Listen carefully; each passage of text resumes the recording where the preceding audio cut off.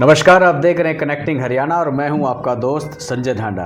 राजनीति की बातों में चर्चा करने के लिए एक बार फिर से आज मेरे साथ मौजूद हैं प्रद्युमन जोशीला जी। नमस्कार प्रद्युमन जी। नमस्कार जी, सभी दर्शकों को नमस्कार, राम राम। और एक बार फिर से आपका शुक्रिया और वीडियो को शेयर ज़रूर करते रहें, चैनल को सब्सक्राइब कर लें। आज का बड़ा गजब का किस्सा है जी। वो इसलिए है क्योंकि एक पार्टी में पिछली बार वो थे और उस पार्टी का बंटाधार हो गया जी, जो उन्होंने पहले शब्द किया और जो मुखर होने के बाद, ठीक है, उसकी वजह पता क्या थी जी? उसकी वजह ये थी कि उनको कोई मंत्रालय नहीं मिला था जी, यही बात थी। और इस बार भी वही है। इस बार भी यही है। हम बात कर रहे हैं जिसके प्रसिद्ध डायलॉग हैं जी, भाई, गोष्ठी लिए यो इवकाड़ा इलेक्शन आखिरी इलेक्शन है, जो बीज मरेगा जो वोट नहीं देगा है, खोपर सारा जीम गया। इस प्रकार के शब्द जिनके जो ना खास रहे हैं भाषण जब ये दे हैं, और इनका जो अंदाज है ना वो वाकई में जनता को प्रभावित करने वाला, इसमें दो राय नहीं है। बिल्कुल।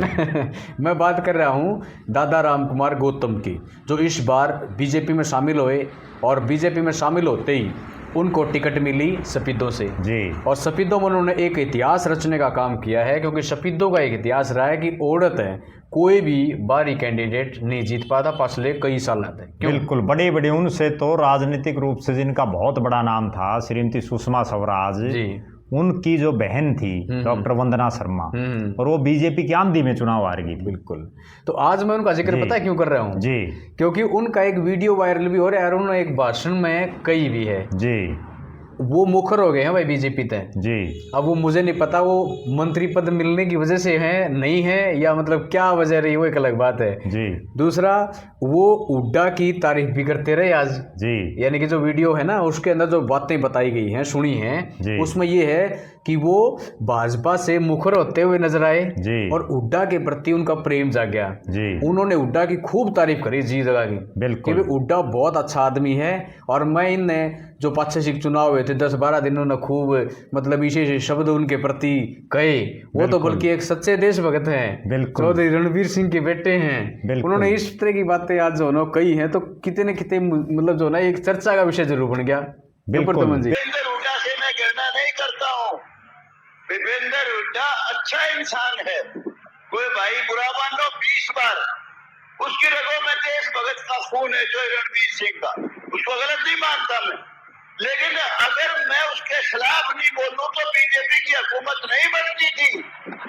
मैंने 2 का पढ़ा, उसके खिलाफ वो बातें कही जो मुझे नहीं कहनी चाहिए थी, उसको बुरा भी लगा होगा। बहुत बातें कही मैंने, ऐसी बातें कही जो उसने महसूस भी की होगी गौतम का मैंने क्या बिगाड़ रखा था। लेकिन अगर मैं ये नहीं बताऊं कि भाई बीजेपी लाओगे तो यो फायदा और या हुड्डा पार्टी लाओगे तो इसका यो नुकसान, वो इस लेवल तक चला गया मैं जो मुझे शोभा भी नहीं देता। लेकिन अगर मैं उस लेवल तक नहीं जाता तो भाई बीजेपी की हुकूमत कोई कितना ही राजी हो रहा है, उस सपने में भी नहीं आती। नायब सैनिक को अगर चीफ मिनिस्टर नहीं बनाते, सपने में भी बीजेपी आवेगी किसी सूरत में।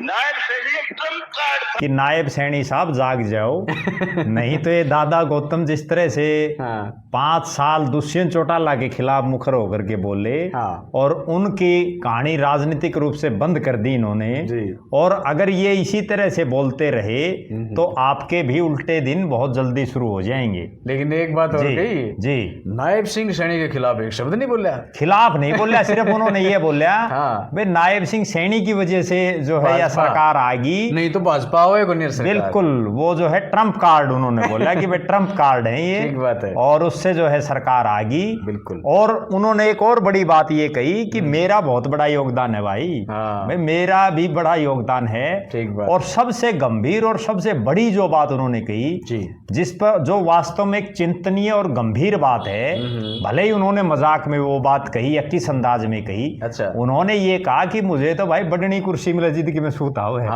तो वो जो मुख्यमंत्री की कुर्सी के जिस तरह से सपने देखने लग गए हैं, और उन्होंने ये कहा भाई निचरली तो मुझे दे नहीं रहे, यूं कह देते हैं भाई का सुरांगड़ है तो भाई कौन सिस्टम ठीक बैठता। फिर एक बात और कही उसने फिर नो गई बोला बाकी जो भाग में लिख रखा है ना वही मिलेगी भाई, उस तो फालतू कर भी कैसे कहा। वो जब विधानसभा में प्रोटेम स्पीकर रघुवीर सिंह काद्यान जी उनको शपथ दिला रहे थे, तो काद्यान साहब भी राजनीति के बड़े खिलाड़ी हैं बिल्कुल। तो उन्होंने ये कहा कि दादा 3 बार बन लिया नुक्का रख दिया। हाँ। तो उस दिन भी दादा ने यही बात कही थी, भाई सब राम का भरोसा है, जो ऊपर ला करता वो करता, मैं क्या करूं। ठीक बात है। तो दादा के गोड्डे ढीले हो लिए, हालांकि उम्र ज्यादा हो ली है, बुजुर्ग हैं, लेकिन उसके बावजूद मैं उनकी एक बात की बड़ी दाद देता हूं कि 48 विधायक 51 लोग पार्टी को समर्थन कर रहे, केंद्र में और हरियाणा में सरकार, और विपक्ष वाले भी नहीं बोल रहे, उसके बावजूद बीजेपी का विधायक होकर के और इस तरह से बोलना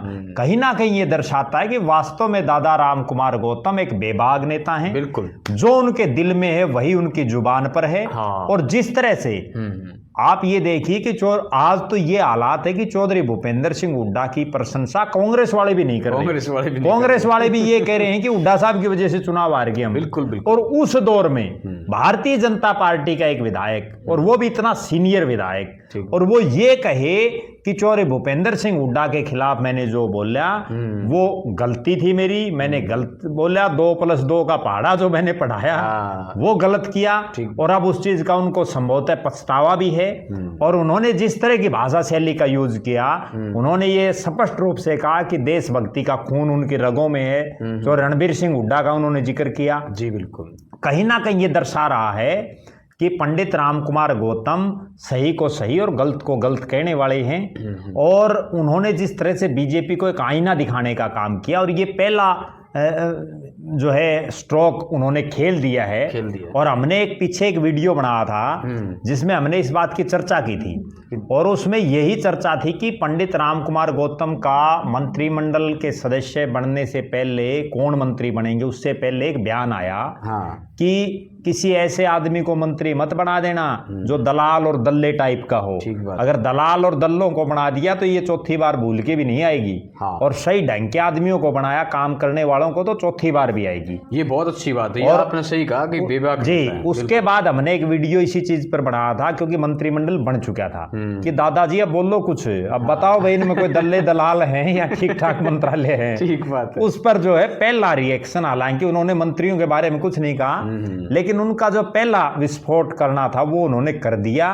और उन्होंने ये दर्शा दिया कि भले ही कोई हालात और कोई परिस्थिति हो, पंडित राम कुमार गौतम ना दबेगा, ना झुकेगा, ना रुकेगा, उसके मुंह में जो चीज है वो बोलेगा। और वास्तव में जब वो बोल रहे थे ये बातें तो लोग तालियां भी बजा रहे थे। ठीक बात। ये वाकया हुआ कब? जब पंडित राम कुमार गौतम, चूंकि इस बार उनको नारनौंद की बजाय सफेदों से पार्टी ने टिकट दी, और वो सफेदों में विपरीत हालातों में चुनाव जीते। चुनाव जीतने के बाद नारनौंद जो उनकी जन्मभूमि है, जहां से वो 2 बार पहले विधायक भी रहे हैं, वहां उनका एक अभिनंदन समारोह किया गया था। उसमें उन्होंने ये स्पष्ट रूप से तमाम बातें बेबाक तरीके से बोली, और जिसमें उन्होंने ये स्पष्ट कहा कि भारतीय जनता पार्टी की सरकार बनाने में मेरा एक योगदान है।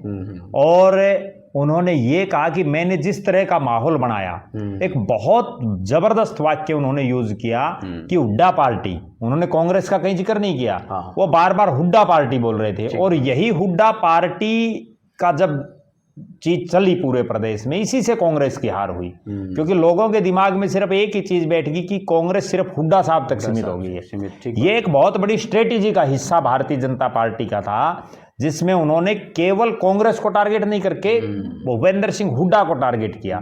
और हुड्डा को टारगेट करने से फायदा ये हुआ कि कांग्रेस में ही जो लोग भूपेंद्र सिंह हुड्डा के खिलाफ थे, उनको एक अलग प्लेटफॉर्म मिल गया। ठीक बात है। बहुत से जब इस चीज का जैसे सही ढंग से विश्लेषण करेंगे तो आप देख लेना डांडा साहब, बड़ी संख्या में ऐसे कांग्रेसी मिलेंगे जिनने भारतीय जनता पार्टी को वोट किया मिलेगा, जो कांग्रेस की टिकट तक भी मांग रहे थे। ऐसे लोग भी मिल सकते हैं, उन्होंने नहीं तो उनके परिवार ने कर दिया होगा कहीं ना कहीं, वरना ऐसी क्या नौबत आ गई कि कांग्रेस की इतनी आंधी और उसके बावजूद उसके प्रत्याशी हार रहे हैं। ठीक बात। तो कहीं ना कहीं है दाढ़ में काढ़ा, और जिसकी तरफ राम कुमार गौतम जी ने स्पष्ट इशारा भी कर दिया। और उन्होंने आज कल जो ये बात भी उन्होंने क्लियर, जो उनके शब्दों से लग रहा था कि अगर गौतम साहब को कुछ नहीं दिया तो अब वो रुकने वाले नहीं हैं, क्योंकि अब उनका फर्स्ट गियर में गाड़ी शुरू हो गई है। जो बंद गाड़ी थी वो उन्होंने स्टार्ट कर दी है। अब वो आगे 5वें गियर तक कितनी चलाते हैं वो समय बताएगा। हालांकि दादा राम कुमार गौतम की एक और बड़ी गजब बात मैं बताऊं दर्शकों को, हो सकता है जो नए युवा हैं उनको उन चीज़ों का ना पता हो। जी बिल्कुल। पंडित राम कुमार गौतम का एक राजनीतिक इतिहास रहा है। वो जब भी जिस पार्टी से चुनाव जीते हैं उस पार्टी की तारीफ ना करके, बल्कि जो दूसरी पार्टी है या जो उसके पैरेलल कोई पार्टी खड़ी उसकी तारीफ हमेशा करते हैं। मैं उदाहरण बताता हूँ, 2005 में वो भारतीय जनता पार्टी की टिकट पर चुनाव जीते नारनौंद से। बीजेपी के 2 ही विधायक बने, पंडित राम कुमार गौतम और एक गढ़ी सांपड़ा किलोई के साथ लगता हल्का था हसनगढ़, जो अब तोड़ दिया गया प्रीसिमन में, वहां से नरेश मलिक बने। अच्छा, तो विधायक दल का नेता बनाया गया पंडित राम कुमार गौतम को। ठीक है, 2 ही विधायक थे, जैसे अभी नीलो के 2। हाँ ठीक बात है। तो राम कुमार गौतम ने 5 साल वो जब सरकार चली उसमें खूब हुड्डा साहब की तारीफ की, और ये जग जाहिर था कि उन्होंने हुड्डा साहब के समय बहुत काम कराए। वरना एक बीजेपी का विधायक होके और इतने काम कांग्रेस वालों के नहीं होया करते, तब राम कुमार गौतम के काम होया करते। हुड्डा साहब की खूब तारीफ किया करते बीजेपी में होते हुए। ठीक बात है। उसके बाद हुड्डा साहब राम कुमार गौतम को कांग्रेस की टिकट दी गई, वो चुनाव हार गए। 2014 का चुनाव उन्होंने इंडिपेंडेंट लड़ा, फिर हार गए। 2019 में वो उस चौधरी देवीलाल के परिवार की पार्टी की टिकट लाए जिसके वो पूरी जिंदगी धुर विरोधी रहे। और सबको ये था कि धरती पलट सकती है, लेकिन पंडित राम कुमार गौतम चौधरी देवीलाल के परिवार से नहीं मिलेगा। लेकिन हालात और परिस्थितियां, राजनीति सब संभावनाओं का खेल है। उसमें हालात और परिस्थितियां ये बनी कि वो जेजेपी से उन्होंने चुनाव लड़ा। चौधरी देवीलाल के भी गीत गाने पड़े, बिल्कुल, जिसके उन्होंने कभी नहीं गाए थे। उसके बाद जेजेपी के विधायक बन गए। 5 साल दुष्यंत चौटाला का जीना आराम रखा, और सिर्फ इसलिए रखा कि उनको मंत्री नहीं बनाया।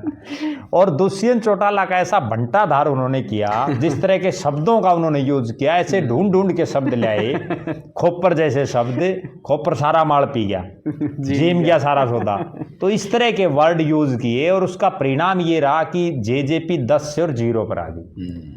अब वो तीसरी बार भारतीय जनता पार्टी के विधायक बने हैं, और उन्होंने जो है कल से अपना गियर शुरू कर दिया 9 तारीख से। बिल्कुल। अब वो कितना आगे चलेंगे इस पर भारतीय जनता पार्टी को भी मंथन करने की जरूरत है, और नायब सिंह सैनी जी को भी कोई वो बात है। पंडित जी ये कह रहे थे कि भाई बड़ा तो मेरे बड़नी कुर्सी चाहिए, वो नहीं तो भाई छोटी मोटी, तो छोटी मोटी दे देंगे तो फायदे में रहेंगे।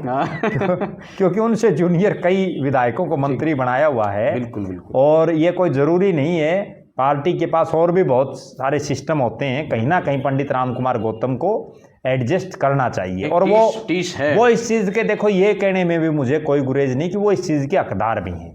क्योंकि जो आदमी तीसरी बार विधायक, इतना सीनियर नेता, अपना हल्का छोड़ करके दूसरे जिले से विधायक बना हो, तो कहीं ना कहीं उनमें एक कैपेबिलिटी है, डिजर्व कर रहे हैं, और वास्तव में वो इस चीज को डिजर्व भी कर रहे हैं। और यूं नहीं है, एक और बड़ी बात बताऊं, लोगों के दिमाग में हो भाई राम कुमार गौतम अनपढ़ नहीं, वो एडवोकेट है, पढ़ा लिखा है, ठीक है, फराटेदार इंग्लिश बोलते हैं, लेकिन वो ठीक है कि उनका लहजा वो ग्रामीण परिवेश से आते हैं। नारनौंद एक गाँव है, अब ठीक है नगर पालिका बन गया, तो अपनी बेबाक छवि के लिए जाने जाते हैं। और हमारा तो इस वीडियो के माध्यम से यही अनुरोध है नायब सिंह सैनी जी से और प्रदेश की बीजेपी की सरकार से कि अगर आपको अपने उल्टे दिन लगाने से बचाना है तो पंडित दादा राम कुमार गौतम की जरूर सुने और उनसे राय मशवरा जरूर लेते रहें। और जो दर्शक हैं उनसे भी एक अनुरोध है कि वो कमेंट करके जरूर बताएं कि दादा राम कुमार गौतम ने जो फर्स्ट बॉल पर अभी खेलना शुरू किया है कि किस तरह के शॉट वो लगा रहे हैं और भविष्य में वो क्या बोल सकते हैं। हाँ बिल्कुल ठीक बात है, बहुत अच्छी बात आपने रखी प्रद्युमन जी। और देखो मैं तो इस वीडियो में ना हंसता ही रहा हूँ जी, मैं कई बार चुप होने की कोशिश करी लेकिन डटा नहीं। मजाक में बड़ी गंभीर बात कहते हैं और इस तरह की बातें कहते हैं जिन पर सोचने और विचारने की जरूरत है। बिल्कुल ठीक बात है, और जो उनकी भाषण शैली है उसी से वो चुनाव जीतते हैं। हाँ बिल्कुल ठीक बात है जी। तो अपनी वाक कला के लिए मशहूर हैं दादा राम कुमार गौतम जी। जिस प्रकार के शब्दों के बाण वो मंच के माध्यम से छोड़ते हैं ना, और वो बिल्कुल लोकल जो हमारी बोली है उसी अंदाज में। और एक और खास बात मैं बताऊं डांडा साहब, वो चाहे नारनौंद का इलाका और चाहे हिसार पार्लियामेंट चाहे सफेदों में जाकर के कोई दूसरा नेता में इतनी हिम्मत है कि वो पब्लिक में ये कह दे वोट नहीं गेड़ोगे तो बीच मरेगा। हाँ बिल्कुल, वो कह के दिखा दो। ठीक बात है। और लोग उसके बावजूद उनको वोट डालने। हाँ लोग ये समझ रहे हैं कि भाई दादा ने जो इसके दिल में है वो कह दी, बेईमाना मन में। हाँ बेईमाना नहीं है, क्योंकि वो भी बेचारा तंग है। अगर वो नहीं जीतेगा, कितने चुनाव, सबसे ज्यादा चुनाव आ रहे हैं दादा राम कुमार गौतम। यहाँ अगर हिसार के आसपास की बात करें वो जीते 2005 में, उससे पहले तो लगातार हारते रहे। ठीक बात। तो ऐसे आदमी कोई मुंह से कह देते हैं तो उसमें लोग बुरा भी नहीं मानते। ठीक बात है जी, क्योंकि भाई कुछ भी हो सकता है राजनीति में। नहीं, राजनीति में 48 विधायक हैं भारतीय जनता पार्टी के। अगर 3 विधायक कहीं कोई गड़बड़ कर गए या कोई इस्तीफा देंगे या कहीं कोई कुछ हो गया तो उसके बाद सरकार जो है डामाडोल हो जाएगी। तो कोई बड़ी बात नहीं, बीजेपी वालों को भी सबक ले लेना चाहिए और जो है उनको कोई कमजोरी नहीं छोड़नी चाहिए। वरना एक गंभीर बात मैं बताऊं, जब पंडित राम कुमार गौतम पहली बार दुष्यंत चौटाला के खिलाफ बोलना शुरू उन्होंने किया, और खिलाफ भी नहीं कह सकते, उन्होंने हकीकत बतानी जब शुरू की जी, तो जिस तरह के शब्द बाण उन्होंने छोड़े, उसके बाद कई दिन तक तो दुष्यंत चौटाला ने उनको सीरियस नहीं लिया था। उन्होंने सोचा भाई ठीक है कि आम विधायक है, बोलते रहेंगे, क्या फर्क पड़ता है। बिल्कुल। लेकिन जब वो पानी सिर के ऊपर से चला गया तब उनको भी एहसास हुआ और लास्ट में दुष्यंत चौटाला को भी बोलना पड़ा। नहीं तो कई दिन तो वो उनकी बातों पर का जवाब नहीं दिया था उन्होंने। ठीक बात। लास्ट में उन्होंने बोलना पड़ा। बिल्कुल। लेकिन तब तक पानी सिर के ऊपर से जा चुका था। सीरियस ना लेना भी एक बहुत बड़ी कमी है। जी बिल्कुल, राजनीति में सीरियस लेना चाहिए। अब वो क्या बोल रहे थे, सही बोल रहे थे, गलत बोल रहे थे, वो तो दादा राम कुमार गौतम और दुष्यंत चौटाला जाने, लेकिन सीरियस लेना बड़ा जरूरी है। तो आज की वीडियो में इतना ही, फिर मिलेंगे एक नई वीडियो में और एक नई विषय के साथ में। तब तक के लिए मैं संजय लहंडा और प्रद्युमन जी आपसे लेते अनुमति। सभी को राम राम।